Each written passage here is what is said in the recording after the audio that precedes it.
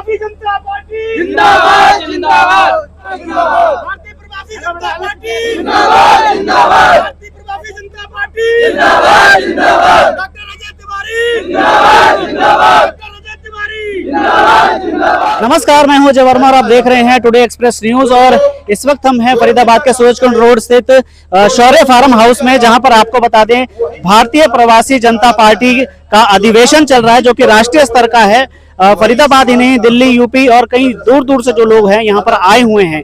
आखिरकार भारतीय प्रवासी जनता पार्टी के क्या क्या मुद्दे हैं और आने वाले समय में किस राज्य में जो है वो चुनाव लड़ेंगे और उनका जो राजनीतिक एजेंडा है या किस तरह से जो है लोगों के मुद्दे लेकर या कौन से मुद्दे हैं वो लोगों के बीच में लेकर चलेंगे। जानते हैं अजय तिवारी और भारतीय प्रवासी जनता पार्टी के जो मुख्य वक्ता यहाँ पर आए हुए हैं, सभी से जानते हैं क्या क्या है, क्या क्या रहे हैं। देखिए, आज का एक ही टॉपिक्स है। हम इस भारतीय प्रवासी जनता पार्टी के माध्यम से इस भारत देश में हर व्यक्ति को बताना चाहते हैं कि जो व्यक्ति मूलवासी है वो प्रवासियों के लिए बड़ा भाई है और प्रवासी छोटा भाई है। अगर वह छोटा भाई सेवक दाई से लेकर के मजदूरी से लेकर के बिल्डिंग बना रहा है, फैक्ट्री चला रहा है, तो उस व्यक्ति को आप सेवक मानिए, विधायक बनाइए वो सेवा करेगा, पार्षद बनाइए वो सेवा करेगा, एमपी बनाइए वो सेवा करेगा, और आप बड़े भाई बनकर के उसको आशीर्वाद दीजिए। क्यों? क्योंकि दूध में चीनी बनकर रहने का ही संकल्प भारतीय प्रवासी जनता पार्टी का नारा है। आज कौन कौन लोग जो है यहाँ पर पहुंचे और कहाँ से पहुंचे हैं? देखिए, नोएडा से आए हैं, दिल्ली से आए हैं, नागपुर से आए हैं, छत्तीसगढ़ से आए हैं, पंजाब से भी 2 लोग आए हैं, राजस्थान से भी लोग आए हैं और फरीदाबाद के लोग तो हैं ही हैं।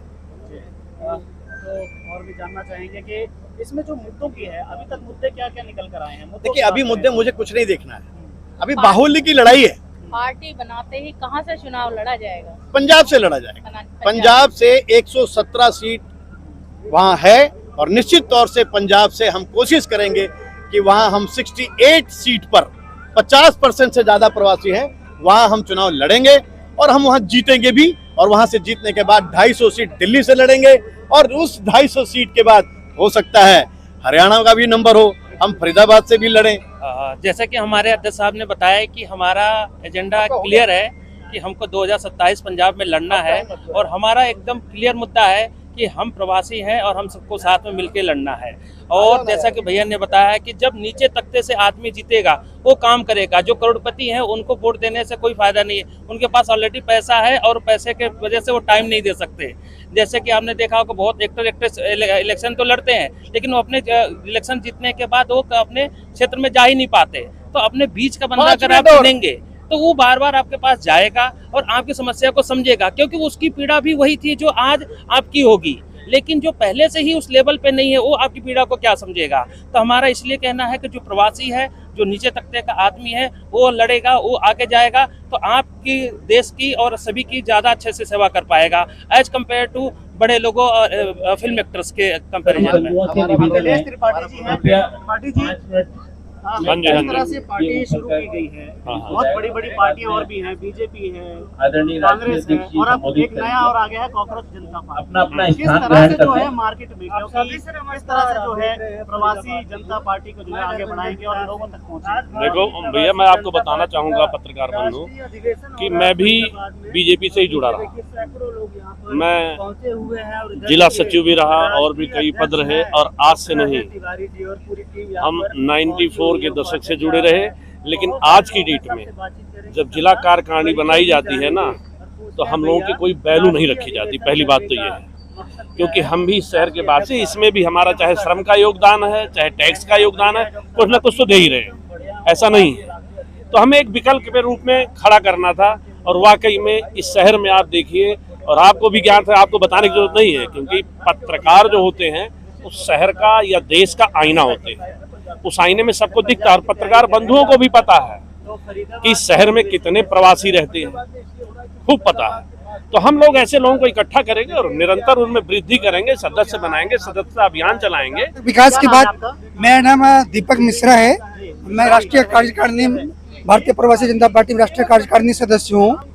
जहाँ तक हमारी पार्टी का मेन उद्देश्य है युवाओं को रोजगार मिले, युवाओं का जो अधिकार है, जो युवाओं का शोषण हो रहा है, जो उन्हें बार बार धोखा दिया जा रहा है, जो आपको रोजगार देंगे लेकिन उन्हें रोजगार नहीं दिया जाता।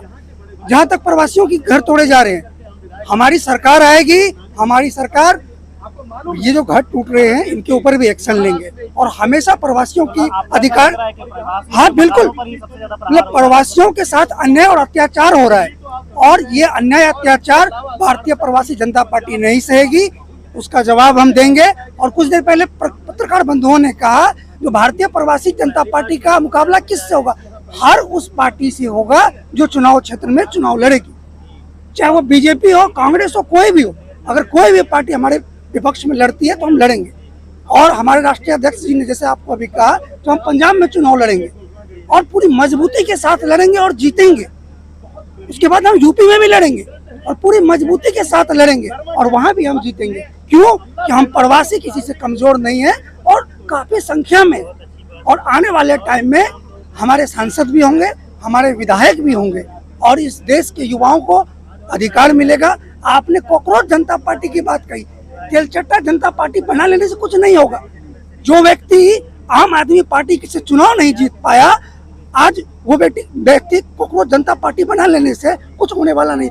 अमेरिका में रहने वाला व्यक्ति भारत की बात करता है, क्या हो पाएगा? कुछ नहीं हो पाएगा। मतलब है लोकल प्रवासी की बात करेगा, बिल्कुल करेगा। जो अमेरिका में रहता है, जो हाट वाट एसी में रहता है, उसे क्या पता है जो भारतीयों का दुख क्या होता है, प्रवासियों का दुख क्या होता है।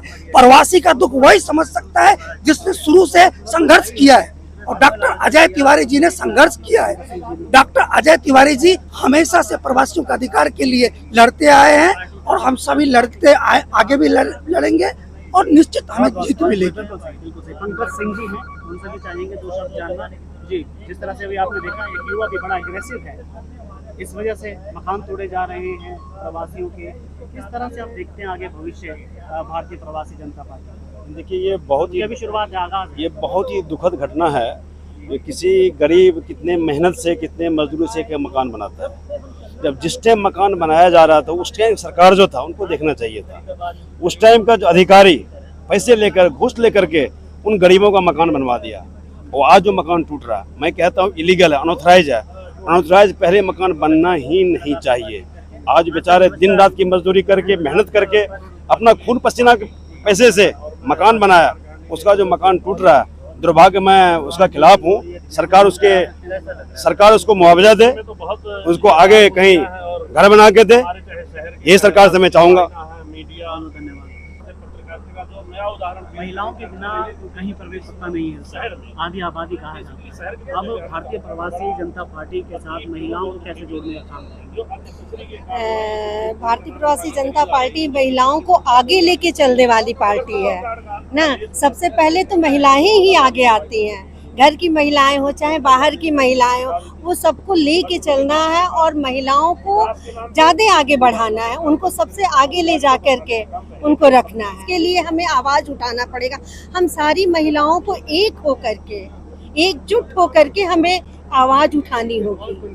देखिए, भारतीय प्रवासी जनता पार्टी, नाम बता दीजिए। मेरा नाम डॉक्टर कुमार धर्मेंद्र, राष्ट्रीय उपाध्यक्ष हूँ। जहाँ तक आपने महिला शक्तियों की बात की, तो ये माताएं बहनें हैं जिनके बल पर पुरुष जन्म लेता है। तो आपने देखा होगा कि कितना द्वंद्व चल रहा है, कितने समय से द्वंद्व चल रहा है, इतने % आरक्षण, उतने % आरक्षण।